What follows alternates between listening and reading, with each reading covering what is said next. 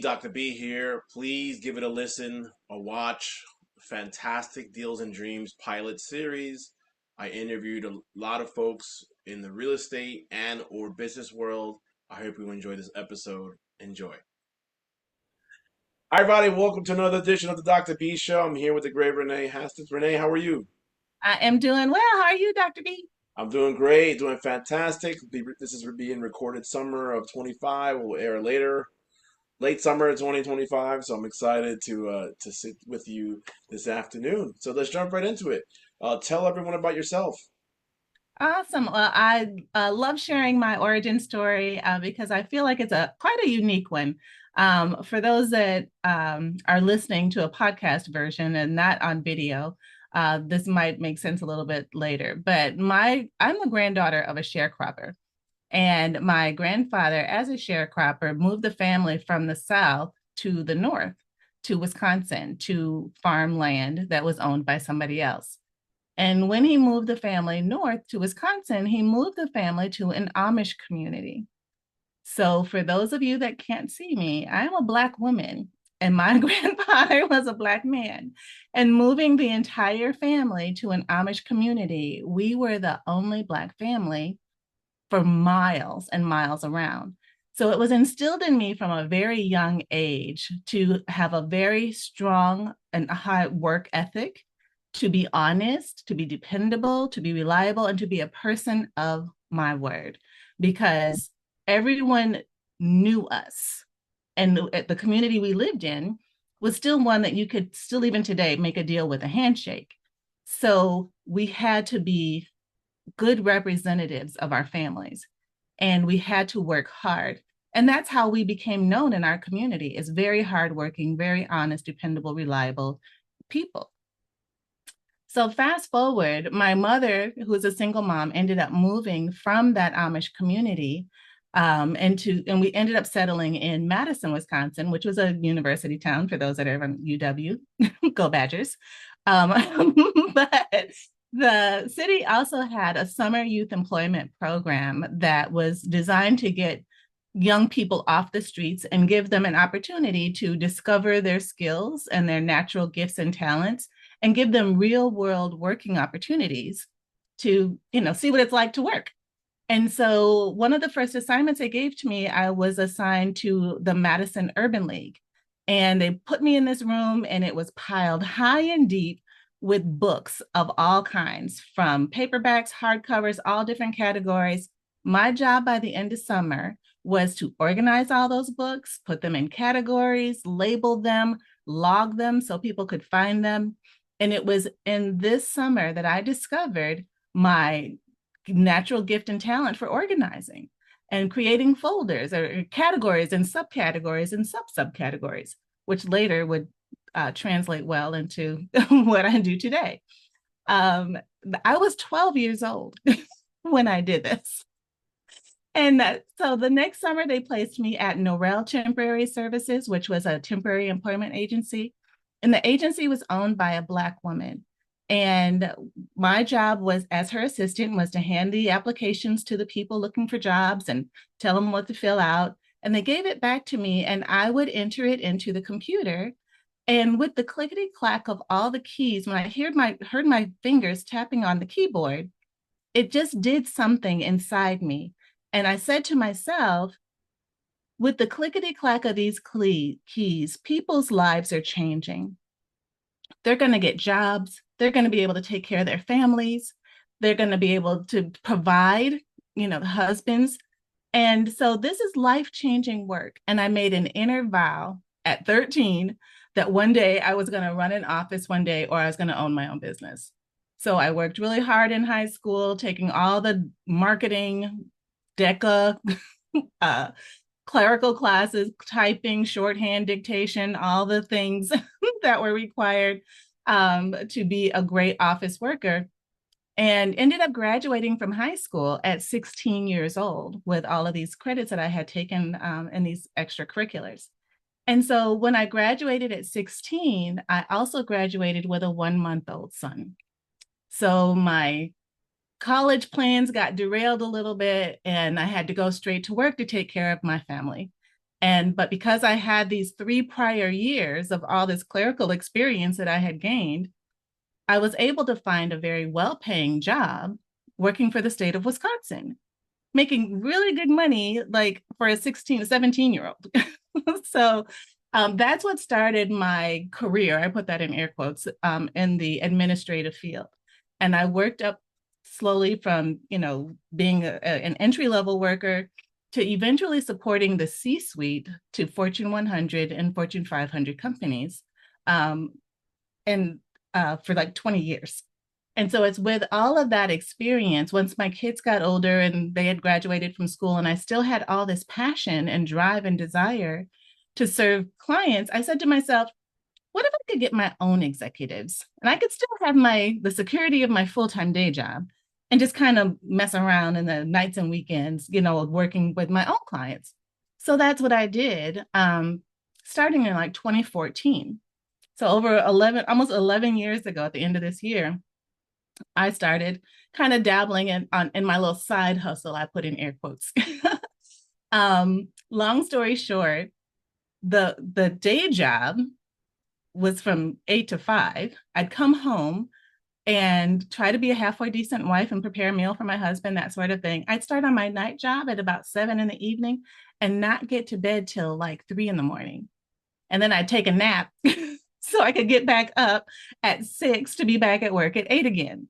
And I did this for weeks after weeks, months after months after months. And let me tell you, the quality of my work started to suffer, which from my backstory, high quality work ethic was very strong in my core. So I could not have my work suffering. So my uncle said, this is not sustainable. Your health is going to suffer. The quality of your work is already suffering. This is not good for you to keep doing this way. You need some help. And I said, yes, you are right. And so I ended up hiring my first assistant. And the day I brought her on, I interviewed her, and talking to her was like talking to myself. The questions I'd asked, she answered them, and it was like I was hearing myself saying these same things. We thought the same way, we processed information the same way. She was the perfect fit for me, and it was a game changer from that moment on. I was able to delegate all of my client work for myself to my assistant while I took care of my daytime obligations, got more rest. I was able to think more clearly, and my quality of life just completely changed with the adding of an assistant to my team. Wow, that's awesome. Yeah, it reminds me of my story and a little bit that the delegation piece. So I love that. I love that. Good. And we're gonna dive into that more, right? So good. So how important is education to you in your growth?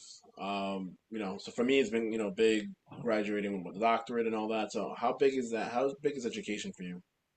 Yeah, education is very important. I love school so much. Like I said, I graduated at 16, but I Right. wasn't able to get my college degree until later in life.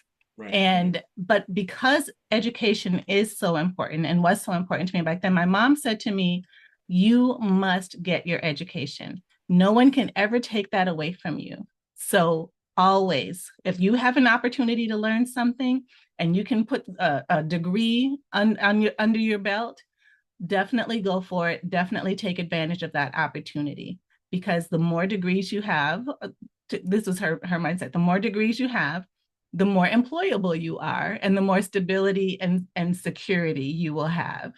Um, I stuck with 1 degree. I was okay with that. That's okay. I But I have three, definitely but it feels like am. I know it feels like been forever. It's all good. It's all good. Hey, so I'm very big on volunteerism, right? So I know you volunteer, through Dale Carnegie, and of course through your Victory World Church and small group leader. The volunteering, has that helped? How did that help you as well? Yes, absolutely. Because it was in those volunteer times. So, and when you're in corporate America, you're kind of at the mercy of your employer as to whether or not you stay employed. Well, there's sometimes in that journey that they decide that they're going to restructure or reorganize and make you redundant so that you find yourself now not able to have a job because they have let you go. So it was in these times that I found most critical to continue using those skills to make sure I didn't lose those skills. And volunteering at my church and with Dale Carnegie was one of the ways that I was able to continue honing these skills and putting them to very good use. Um, and it's also in these opportunities that I was able to meet some amazing people, and people were able to look at me and say, Renee, I see more in you than what you're actually doing. Let's promote you to doing this other thing as a volunteer. And so anyways, it was in those times when people would be able to look at me and be able to speak into me and see something for myself that I had never seen. Once those words were spoken over me, I was like, I wonder if I could do this. Maybe I can. Let me try.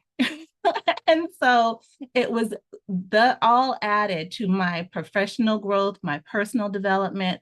That's what volunteer opportunities do. They definitely give you those kind of training wheels that you need to test your limits.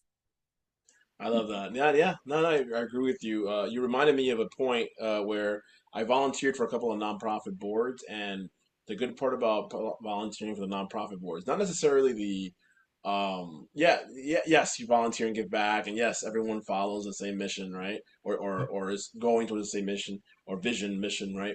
But you also build skills that normally you wouldn't build in your day to day, right? In your day job, right? So as an example, I was a VP professional development and treasurer, where at the time I never really got exposed to a balance sheet, cash flow, income statement, right? And thanks to that, and I was able to do that, right? Because my day job didn't really have me do that, right? So makes a lot of sense how everything always helps, right? Absolutely, absolutely. And if you have, that's what you'll find a lot of times in corporate America. You may have tons of skills, but your job requires you to only do two of them.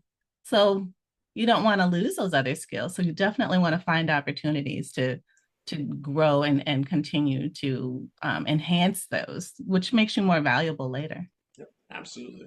We're gonna pivot a little bit. We're gonna fast forward a little bit. So tell me about executive help now. Tell us all about it. Yeah, so Executive Help Now was the business that I started as my side hustle back in 2014. And it has grown so much, especially we started taking off right before the pandemic hit.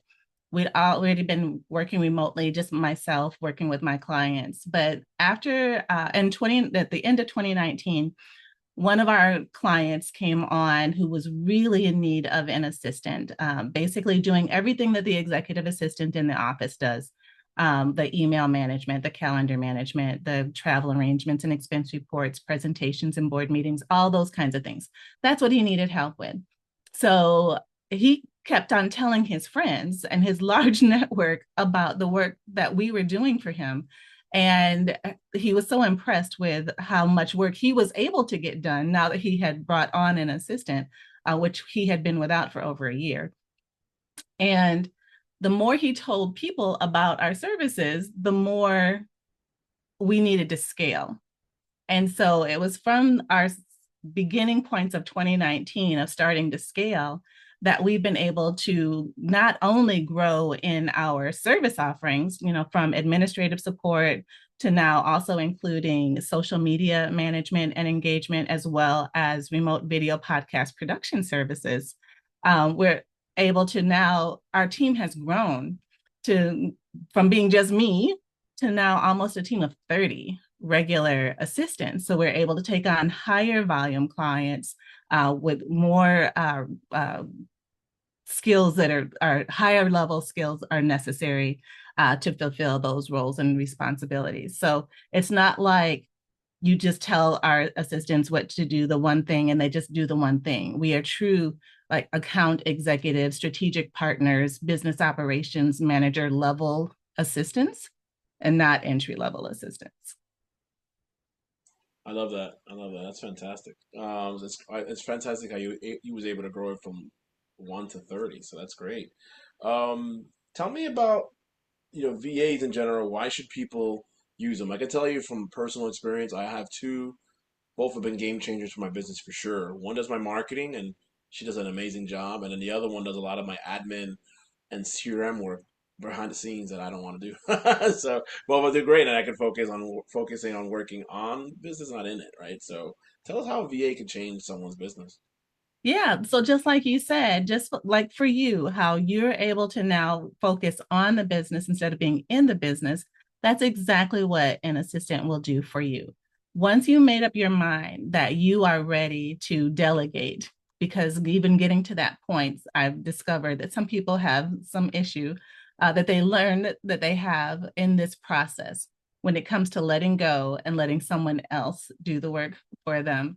But once they finally get over that and they realize that the more they delegate, the more they can build their business, that there's a an equalizing of that sort of thing. And when you add team members as an extension of you, that's when your business can really take off. If you're too busy wearing all the hats, then you're not growing the business. You're working in the business. So, and I equate it to like if you're making widgets, but you spend all your time on social media trying to develop a website, do all your accounting, all your, payroll kinds of things, then you the time you're wasting or taking away from building widgets is spent doing these things that are not adding dollars to your bottom line.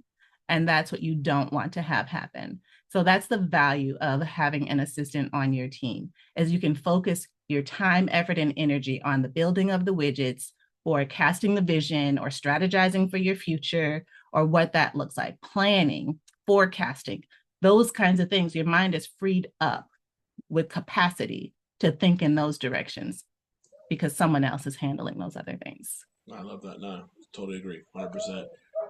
Some folks still struggle with whether it's taking that next step. It could be financially, like, hey, I can't afford a VA, or I can't do this, do that.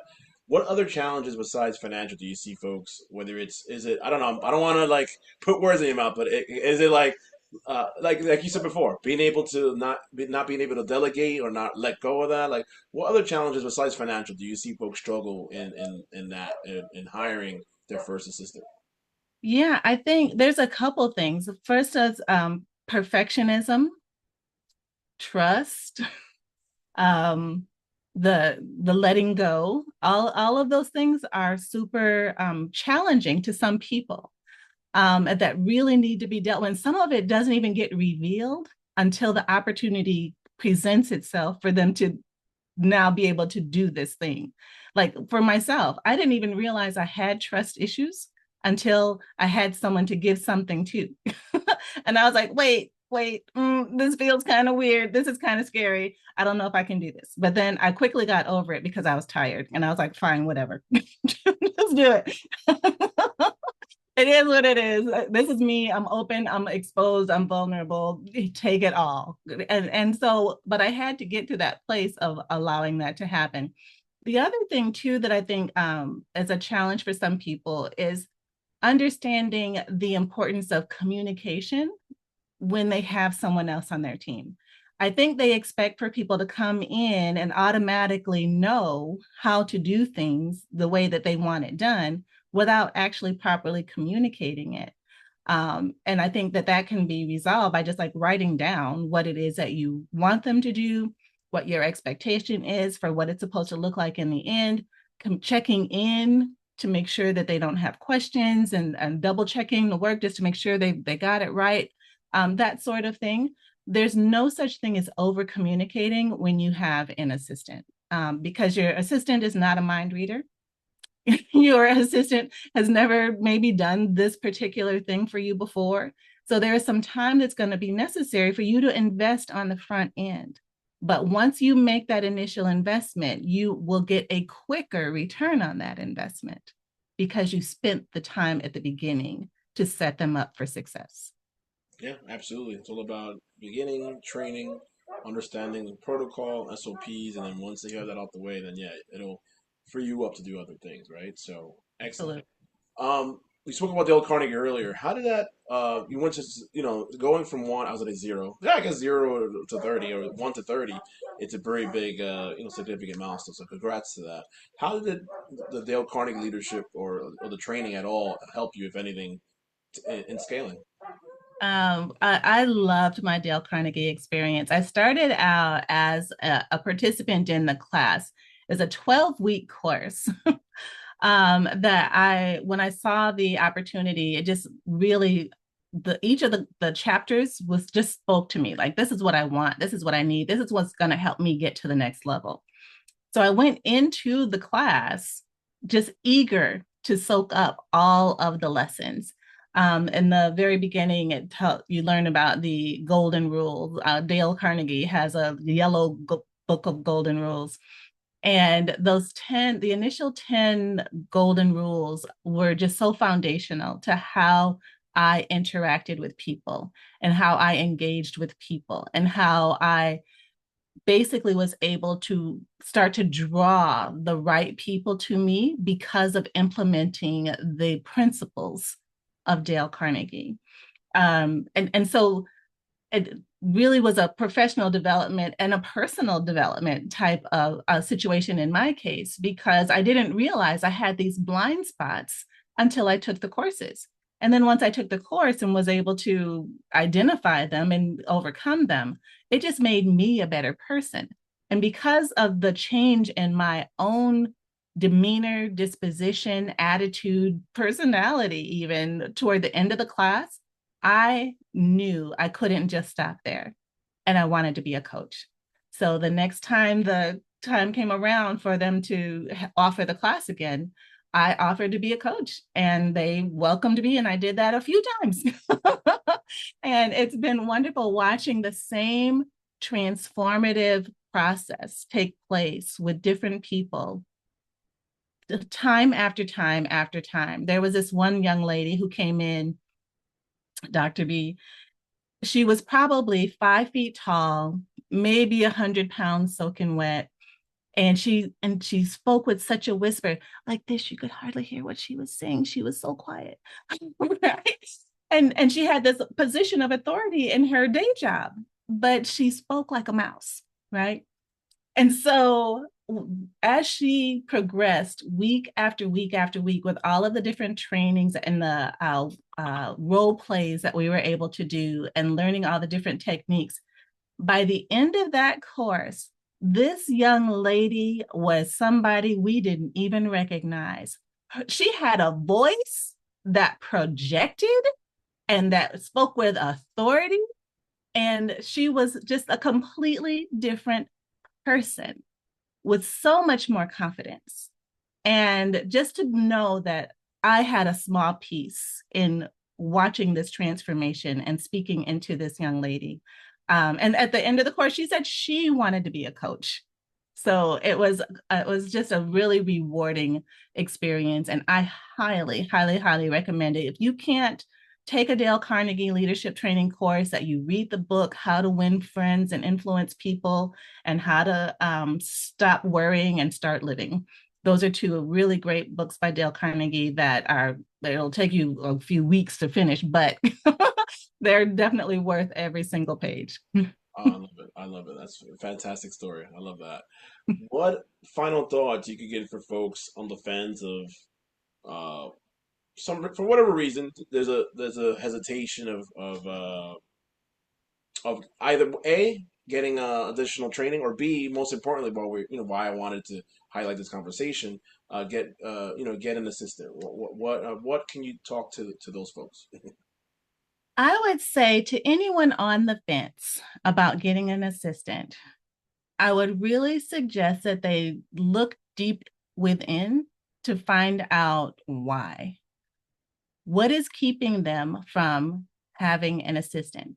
Do they not feel like they are worthy of being catered to? Because that's what your assistant will do. They'll cater to you and they'll take care of you and make sure that you are well taken care of. Do they not feel like they should be the recipient of something so good? Or if they have these trust issues, where do those trust issues come from? Identify those things get healed from those things so that you can allow yourself to be taken care of. Because I equate an assistant and having an assistant in your life with work life balance. It's self care. You are exhibiting self care when you add on a helper. And that's what we are. We are helpers. And it's so important for your own mental health, for your own peace of mind, for your own ability to grow in your own business. You have to stop trying to wear all the hats and doing it yourself. Yeah. I totally agree that there. I don't. I wouldn't be where I'm at today if it wasn't for the additional hands, right? So I Yeah. agree. I concur. Where can people find more information about you or the services you offer? Where can people find more information about you? So we have a website at www.executivehelpnow.org.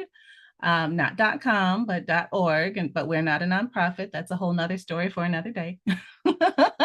We're also on all the socials at Executive Help Now. I also have a YouTube channel called Renee Speaks, where we also share tips and tricks and resources for business owners and helping them along their entrepreneurial journey. So we'd love for people to join us there and the comments and like, share, and subscribe. And yeah, so we're pretty much everywhere. Thank you. Thank you, Renee. Thank you. I enjoyed our conversation. 30 minutes went by very quick. And as they say, time flies when you're having fun. So thank you so much for being on my show and adding value to my listeners and network. Thank you, Dr. B. It's been an honor and a pleasure to be with you today. Thank you, Renee Hastings, everybody. Take care. Hey, Dr. B. Hope you enjoyed this limited edition Deals and Dreams pilot. I hope you really enjoyed it. Hope you got some insight. And remember, as Mike Lee would say, you are one big deal away from making it happen. All right, take care.